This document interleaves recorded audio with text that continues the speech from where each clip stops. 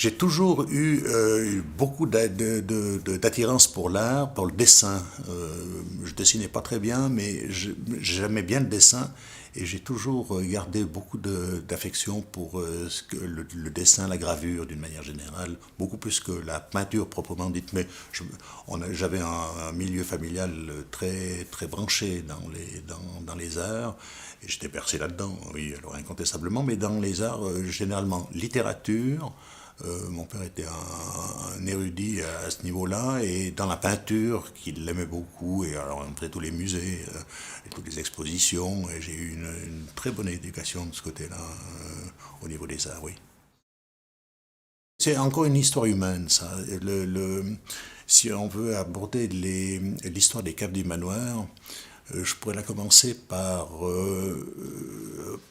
une anecdote en réalité.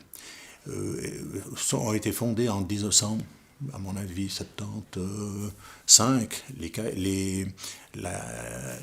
des Faunets à Lausanne, avec mes amis Jacques Bert, Jean-Charles et Renate, etc. Et j'allais régulièrement voir ces concerts de cabaret qui étaient le mercredi soir et qui étaient retransmis à la radio, mais c'était important pour moi d'aller assister à ces spectacles. Et puis j'allais une fois par semaine, c'était le spectacle commençait à 9 heures le soir, puis finissait généralement au milieu de la nuit, puis je rentrais. Alors je me suis dit, à un certain moment, j'ai dit, mais pourquoi pas envisager de faire quelque chose à Martigny. Et il y a eu une occasion qui m'a été donnée euh, en, au printemps 1977. Il y avait un humoriste haïtien, il était martiniquais plutôt, martiniquais, qui s'appelait Yvan Labéjoff, qui faisait un spectacle formidable qui était une sorte d'ethnologie à l'envers. C'était donc un ethnologue noir qui arrivait en Angleterre et qui décryptait ce qu'il voyait en Angleterre. Alors c'était désopilant, je trouvais ça très drôle, et c'était avoir une sorte de recul sur la manière dont nous envisageons l'Afrique la plupart du temps, c'est-à-dire avec un paternalisme suranné, j'ose dire. Bien.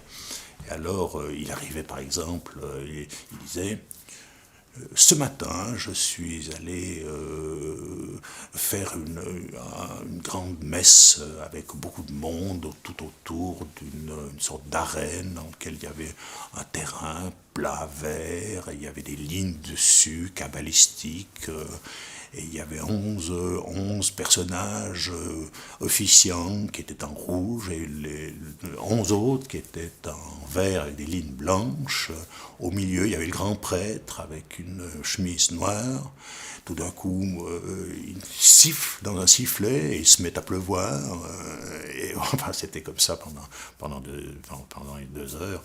C'est vraiment très, très drôle et très intelligemment fait, très fin. C'était un homme d'une intelligence exceptionnelle.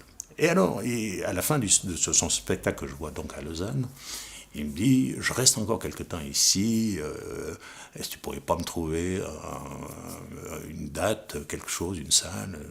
Je dis, écoute, pas de problème. Hein, la vie sourit aux audacieux. Et je lui ai dit, on monte ça, dans une semaine, tu joues à Martigny.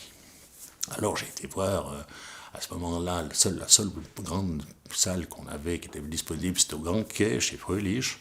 Et j'ai dit au patron, prête la salle, je vais faire un spectacle, et avec la semaine prochaine, pas de problème.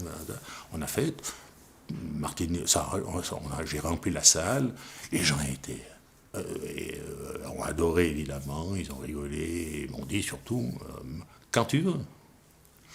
Et c'est à partir de là que j'ai fait ce deal un petit peu avec les artistes et surtout avec les gens des Faunets pour dire, ils finissaient le mercredi soir à Lausanne, donc le jeudi, on pourrait les emmener à Martigny, ça ne fait pas de frais supplémentaires pour eux, une date supplémentaire pour tout bonus. Et voilà pourquoi ces spectacles ont commencé, ont toujours eu lieu le jeudi. C'était une sorte de date qui nous était un petit peu imposée par le calendrier.